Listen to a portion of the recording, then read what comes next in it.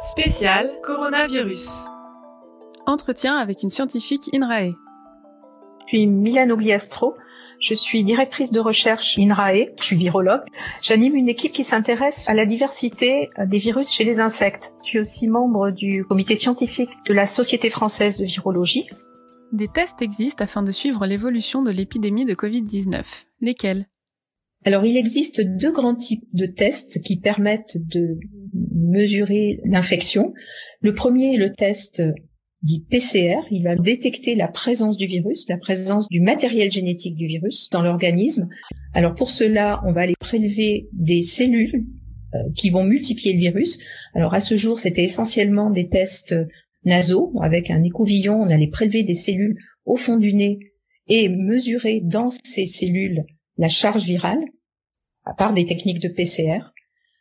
Aujourd'hui sont développés des tests salivaires, donc on va non plus introduire des écouvillons nasaux, mais aller prélever des cellules au fond de la gorge pour mesurer exactement de la même façon la quantité de virus dans ces cellules. Donc les deux sont basés sur des tests PCR.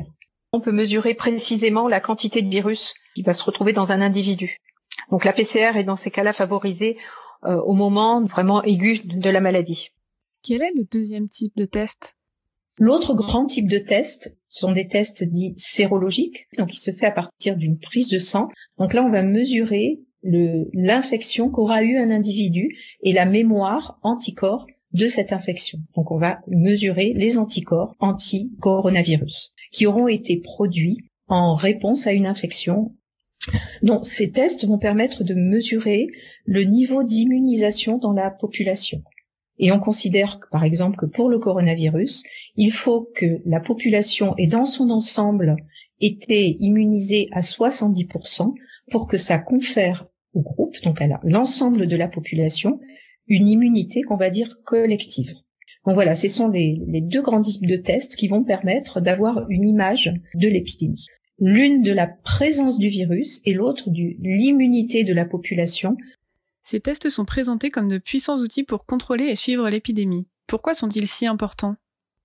L'utilité d'un suivi de patients par test PCR permet de casser les chaînes de transmission. En effet, un individu qui aura été détecté positif pourra être isolé de manière à ce qu'il ne puisse plus transmettre l'infection. Permettre également de suivre ses contacts, donc les contacts que cet individu aura eu avec son entourage, et permettra donc de suivre l'évolution, la transmission du virus et l'évolution éventuelle de l'infection auprès des contacts de l'individu infecté. L'utilisation des tests, donc que ce soit les tests PCR qui permettent vraiment de casser les chaînes de transmission ou le suivi de l'immunité de la population, permettent d'avoir un contrôle relativement fin du devenir de l'épidémie.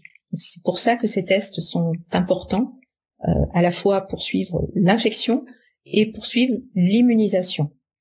Donc c'est ce qu'a fait la Corée du Sud, donc vraiment d'avoir un pilotage à la fois par le traçage et l'isolement des individus infectés, mais également d'arriver à avoir des mesures de confinement très précises, et c'est ce que fait également l'Allemagne, où on voit que les mesures de confinement veulent être appliquées non pas à l'entièreté de la population, mais à des sous-populations, de manière à casser ces chaînes de transmission très vite. Donc les tests permettent d'adapter le confinement à des échelles beaucoup plus locales. Donc ça peut être des quartiers, des villes, et ça évite ainsi d'avoir à confiner de manière stricte l'ensemble d'une population. Comment mettons en place ces tests à l'échelle d'une population ? Alors, comment mesurer le nombre d'individus infectés dans une population ? Alors, pour cela, on pratique des échantillonnages. Par exemple, en France, il n'est pas nécessaire de mesurer l'infection chez 67 millions de personnes, mais on va définir un échantillon représentatif de la population. Alors, c'est ce qui a été fait notamment en Corée du Sud, au début de l'épidémie, où ils ont défini, en gros, par tranche d'âge, en regardant entre les 0, 10 ans, 10, 20 ans, et ainsi de suite, dans la population coréenne, des échantillons de cette population, non pas sur la base de symptômes, ni sur quelque autre critère que ce soit, pour estimer le niveau d'infection par tranche d'âge. Et ce que ces études ont notamment montré en Corée du Sud, c'est que la tranche d'âge 20-40 ans étaient fortement infectés par le virus et relativement peu symptomatiques. Ce qui a suggéré que cette tranche d'âge, donc de personnes jeunes, était capable de transmettre également l'infection dans la population. C'est les épidémiologistes, les statisticiens, les démographes qui vont pouvoir aider à définir ce qu'est un échantillon représentatif de la population française. La mise en place de ces tests a pris un certain temps. Pourquoi ? On a probablement eu un problème d'approvisionnement en réactifs, c'est-à-dire tout ce qui va être nécessaire à la fois pour faire les prélèvements, les écouvillons, mais également pour faire les tests PCR.